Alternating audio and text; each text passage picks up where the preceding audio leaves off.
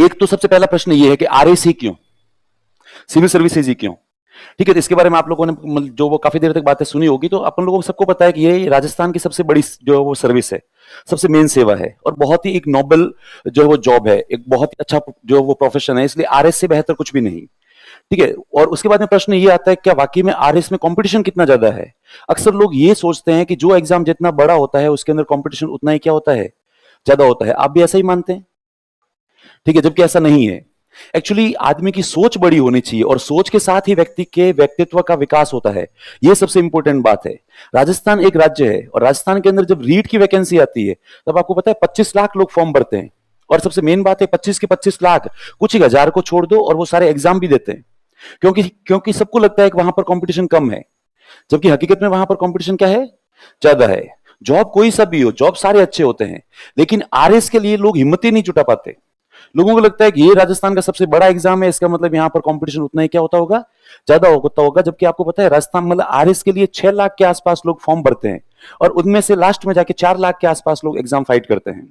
ये आरएस की सच्चाई है। 4 से भी, मैं कह रहा हूं 4 भी मैंने बहुत ज्यादा बता दिया, लगभग 3.5 से 4 लाख के बीच में लोग एग्जाम देते हैं। उसमें भी सीरियसली तैयारी करने वाले जो अच्छे कैंडिडेट होते हैं उनकी संख्या मेरे हिसाब से बड़ी मुश्किल से 30,000 के आसपास होती होगी, और जो रियल कंपटीशन होता है वो एक्चुअली उन 20-25-30,000 लोगों के बीच में ही होता है। तो ये एक आरएस के बारे में बता दूं। जैसे लोगों को लगता है कि भारत का सबसे मेन एग्जाम है वो है यूपीएससी, आईएएस। जब राजस्थान जैसे राज्य के अंदर से एक स्टेट में से 4 लाख लोग हर साल यदि या हर वैकेंसी में एग्जाम दे रहे हैं, आपको पता है यूपीएससी में कितने लाख लोग एग्जाम दे रहे हैं? यूपीएससी आईएएस के अंदर पूरे जिस इंडिया में 28 स्टेट्स है, 8 यूनियन टेरिटरी है, वहां पर कुल मिला के बड़ी मुश्किल से 10 लाख लोग केवल फॉर्म भरते हैं, और 10 लाख में से केवल 5.5 से 6 लाख के आसपास लोग ही एग्जाम देते हैं। क्यों? क्योंकि लोग अपना टारगेट इतना बड़ा सेट ही नहीं करते।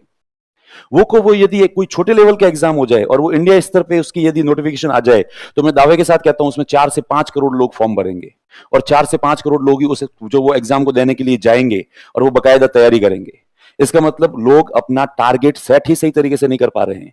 इसलिए मैं कहता हूं कि आरएस इतना ज्यादा मुश्किल नहीं है जितना मुश्किल इसको लोग क्या करते हैं, मानते हैं। एक आम आदमी, एक आम स्टूडेंट हमेशा यही कहता है कि नहीं यार, मैं पहले एक बार अपनी जॉब सिक्योर कर लूं, और उसके बाद में फिर मैं देख लूं, मैं कुछ न कुछ और कुछ कर लेता हूं, उसके बाद में फिर देखेंगे आरएएस। तब तक शायद तक लोग लेट हो जाते हैं।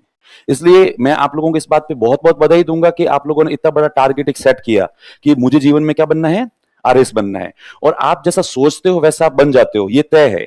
यदि आप जब यहां पर आओगे, जब हम लोग दर्शन पढ़ेंगे, तब दर्शन के अंदर अपन ऐसे बहुत सारे फिलोसफर पढ़ेंगे, और वो सारे यही कहते हैं आप जैसा सोचते हो वैसा आप बन जाते हो, जैसा आपके दिमाग में ख्याल आता है वैसे आप क्या हुए, जो वो बन जाते हो। तो आपकी सोच बहुत ज्यादा निर्भर करती है कि आपका भविष्य कैसा होगा। आप अपना निर्माण आप स्वयं करते हो, ना कि कोई भी कोचिंग संस्थान करता है, या ना कोई स्कूल करती है। ठीक है, आपके भाग्य विधाता आप स्वयं हो, आपके अतिरिक्त और कोई भी नहीं है। तो ये तो अपन बात कर रहे हैं आरएस के बारे में। उसके अलावा दूसरी बात कर रहे हैं कि स्प्रिंग बोर्ड ही क्यों, है ना। सेकंड नंबर प्रश्न ये आता है। तो मैं ऐसा मानता हूं कि सारे कोचिंग संस्थान बहुत अच्छे होते हैं, कोई भी कोचिंग संस्थान बुरा नहीं होता। हर कोचिंग संस्थान अपनी तरफ से सारे एफर्ट्स लगाता है, और वो चाहता है कि मैक्सिमम स्टूडेंट्स उनके पास में आए। ठीक है, पर वो डिपेंड करता है कि कौन सा कोचिंग संस्थान किस तरीके से एफर्ट्स कर रहा है। तो स्प्रिंग बोर्ड में सारे स्टूडेंट्स यहां पर इसीलिए आते हैं क्योंकि ये संस्थान पूर्णतया समर्पित है केवल और केवल सिविल सर्विसेज के लिए। यहां पर केवल आपके केवल आईएएस की तैयारी होती है, आरएस की तैयारी होती है, और 3rd नंबर बैच बनता है वो केवल पीएसआई का बनता है। इसके अलावा बाकी और कोई भी नहीं।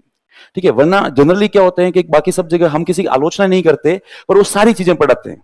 4th ग्रेड भी पढ़ा रहे हैं, 3rd ग्रेड भी पढ़ा रहे हैं, आईएएस भी पढ़ा रहे हैं, तो वो वहां पर कहीं न कहीं शायद तक जो है वो कुछ प्रॉब्लम हो जाती है। वरना कोचिंग सारे अच्छे होते हैं, सब अच्छी मेहनत करते हैं।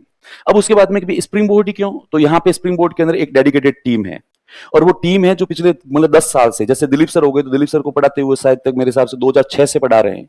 स्प्रिंग बोर्ड 2006 से है। ठीक है, तो 19 साल हो गए। तो और उसके बाद में बाकी वाले टीचर्स भी है, तो सबका अनुभव एटलीस्ट कम से कम 10-10 साल के आसपास है। 10 साल, 15 साल, 5 साल, पर उससे कोई ज्यादा फर्क नहीं पड़ता। ठीक है, लेकिन वो डेडिकेटेड है। वो सुबह लगभग 6:30-7 बजे यहाँ पर आते हैं, और शाम को मतलब सुबह मॉर्निंग में 7 से लेकर शाम को 7-8 बजे तक यहीं पर रहते हैं। तो उनका जीवन का पर्यायवाची बन चुका है एक प्रकार से सिविल सर्विसेज, इसलिए वो अपना पूरा एफर्ट देते हैं। इसलिए सारे स्टूडेंट्स स्प्रिंग बोर्ड का क्या करते हैं, सिलेक्शन करते हैं, और यहाँ पर आते हैं। फिर स्प्रिंग बोर्ड में अब मैं आपसे कहूंगा तो आप ज्यादा बिलीव नहीं करोगे, पर स्प्रिंग बोर्ड की सबसे मेन मार्केटिंग करते हैं वो करते हैं मतलब यहाँ के पुराने स्टूडेंट्स। जो भी यहाँ पर एक बार एडमिशन लेता है और जब वो 4 महीने बाद में घर पे जाता है या 1 महीने बाद में घर पे जाता है, तब वो घर वाले पूछते हैं कि भाई तुम्हारा अनुभव, तब वो एक ही कहते हैं, जस्ट लाइक ए फैमिली, कि स्प्रिंग बोर्ड हमें बिल्कुल अपना क्या लगता है, परिवार लगता है। और यहाँ पे आपको परिवार वाला एनवायरनमेंट मिलता है और ये एक पॉजिटिव वाइब बन चुकी है और ये शुरू से ही है। इसको वापस ऐसा नहीं है कि इसको कोई जो है वो अलग से वापस इसके लिए एफर्ट किए जाते हैं, नहीं। एक बार जब यहाँ पे ये जो पॉजिटिव वाइब्स है तो फिर वो है, ठीक है। इसलिए स्प्रिंग बोर्ड ही सबसे बेहतर विकल्प है, इसके अलावा और कोई भी नहीं है।